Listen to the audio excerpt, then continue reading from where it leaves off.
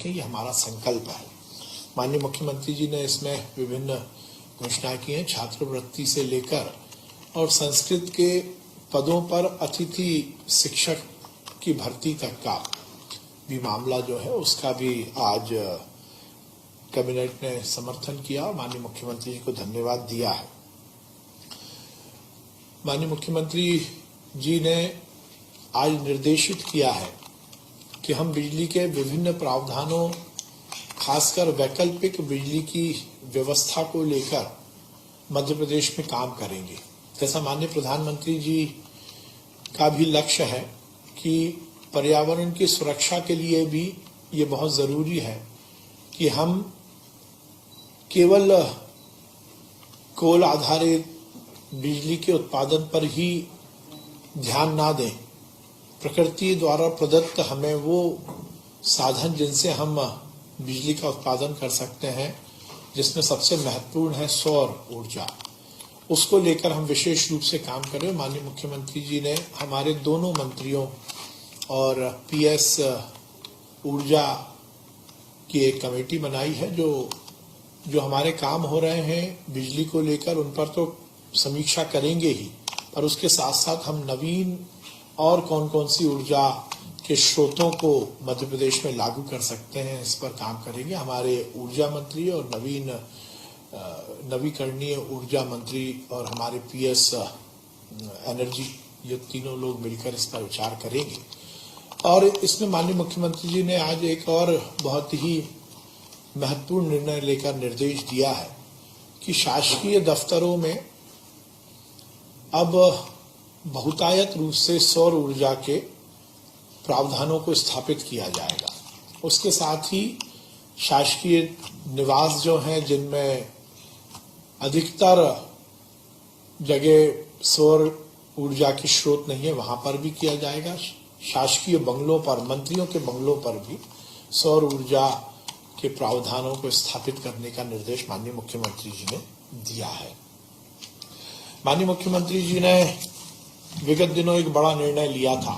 Corona काल में जो बिजली के बिलों की माफी हुई थी, उसके बाद कोरोना समाप्ति के बाद उसकी वसूली शुरू हुई थी और विगत दिनों माननीय मुख्यमंत्री जी ने ये निर्देश दिया था कि उन संपूर्ण कोरोना काल के बिलों को माफ किया जाए।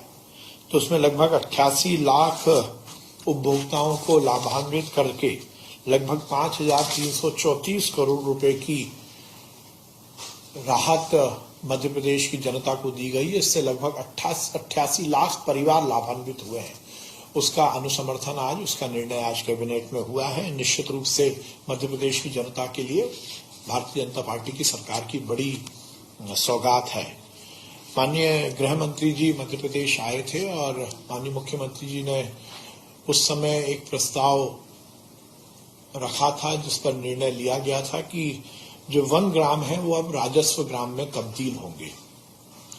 लगभग 925 वन ग्राम में से लगभग 827 वन ग्रामों को अब राजस्व ग्रामों में परिवर्तित किया गया है। आज इसका निर्णय भी कैबिनेट में पास हुआ है और ये भी सुनिश्चित किया गया है, क्योंकि वन ग्राम को राजस्व ग्राम में तब्दील करने का ये निर्णय उस संपूर्ण ग्राम की हर स्थिति के उन्नयन का निर्णय है, चाहे हम आर्थिक पक्ष देखें, चाहे हम सामाजिक पक्ष देखें। तो ये बात नीचे से आई थी कि वन ग्रामों में उत्साह का माहौल, उत्सव का माहौल है। तो आज ये भी निर्णय लिया गया है कि 15 मई से 15 जून तक इन सभी जो तब्दील होने वाले वन ग्राम हैं, जो राजस्व ग्राम में परिवर्तित होंगे, उनमें मध्य प्रदेश सरकार के सभी मंत्री अलग अलग कार्यक्रमों में जाएंगे और उत्सव के रूप में ये परिवर्तन के कार्यक्रम आयोजित होंगे 15 मई से 15 जून तक। एक, जैसा मैंने बताया कि अन्य स्रोत बिजली के, इस पर हम अलग ढंग से काम कर रहे हैं। केंद्र की सरकार भी इस पर बहुत तेजी से काम कर रही है। सौर ऊर्जा को लेकर पूरे देश में बड़े स्तर पर काम हो रहा है। तो 1250 मेगावाट क्षमता के सौर संयंत्र मध्य प्रदेश में स्थापित करने का निर्णय आज कैबिनेट ने लिया है। हमारा कमिटमेंट है हर खेत तक पानी पहुंचाने का, और इसमें भारतीय जनता पार्टी की सरकार ने, शिवराज सिंह चौहान जी की सरकार ने अभूतपूर्व काम किया है। कृषि के क्षेत्र में यदि सिंचाई की व्यवस्था सुनिश्चित हो जाए तो निश्चित रूप से कृषि को हम फायदे का धंधा बना सकते हैं, और इसीलिए आज 3 सिंचाई परियोजना की स्वीकृति कैबिनेट ने की है। सोनपुर मध्यम सिंचाई परियोजना जो कि सोनार नदी पर बनाई जाएगी, जिससे लगभग 7,000 हेक्टेयर भूमि की सिंचाई होगी, और इसमें लगभग 127 करोड़ रुपए खर्च होंगे, जिसकी स्वीकृति कैबिनेट ने आज दी है। इसी तरह भाम राजगढ़ जो कि खंडवा जिले की पंधाना तहसील में भाम नदी पर बनाई जाएगी, इसमें लगभग 6,100 हेक्टेयर भूमि सिंचाई उसमें हो सकेगी, और इसकी लागत लगभग 228.11 करोड़ रुपए है। इसकी स्वीकृति भी आज कैबिनेट ने दी है।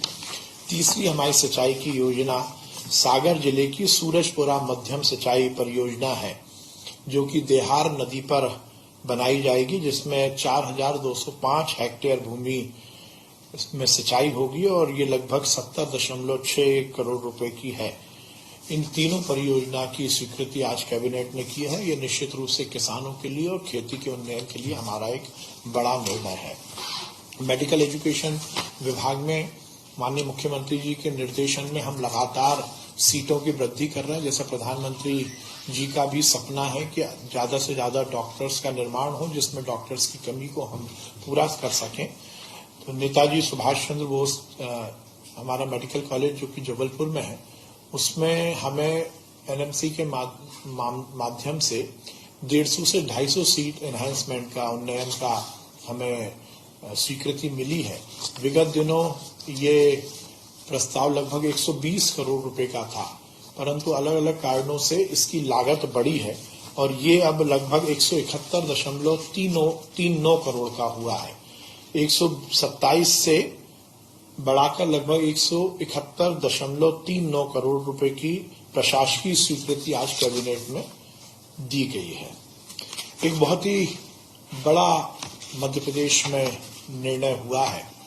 सिंगरौली में खनिज प्रौद्योगिकी संस्थान की स्थापना सरकार द्वारा की जा रही है। बहुत लंबे समय से इस माइनिंग इंस्टीट्यूट की जरूरत थी, और इससे निश्चित रूप से संपूर्ण मध्य प्रदेश में जो हमारी खनिज संपदा है उसको वैज्ञानिक तरीके से किस तरह से हम उसका उपयोग कर सकते हैं, सदुपयोग कर सकते हैं, इसके बारे में इस पूरे इंस्टीट्यूट में काम होगा।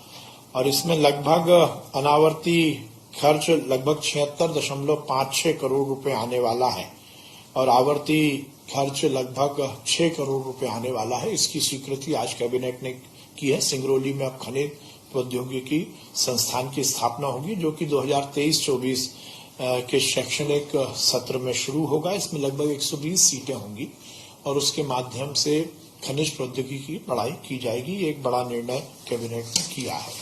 हम कटिबद्ध हैं किसानों के उन्नयन के लिए, और मध्य प्रदेश पहला राज्य था जिसने किसानों को 0% ब्याज पर ऋण उपलब्ध कराया था। उस योजना की आज पुनः उसको आगे बढ़ाने की स्वीकृति भी कैबिनेट ने की है। कुछ आबकारी नीति की टेक्निकल कंडिकाओं में कुछ परिवर्तन का मामला था, तो उसको भी आज कैबिनेट ने स्वीकृत किया है। हमारी बहुत ही महत्वाकांक्षी योजना है ओमकारेश्वर में आचार्य शंकर की 108 फुट ऊंची बहुधातु की प्रतिमा लगाने का। उसके पेडिस्टल और उसके बाकी कार्य करने के लिए आज मध्य प्रदेश सरकार की कैबिनेट ने 148.432 करोड़ रुपए की स्वीकृति दी है। ये निर्णय आज मध्य प्रदेश की कैबिनेट में माननीय मुख्यमंत्री जी की अध्यक्षता में हुए हैं।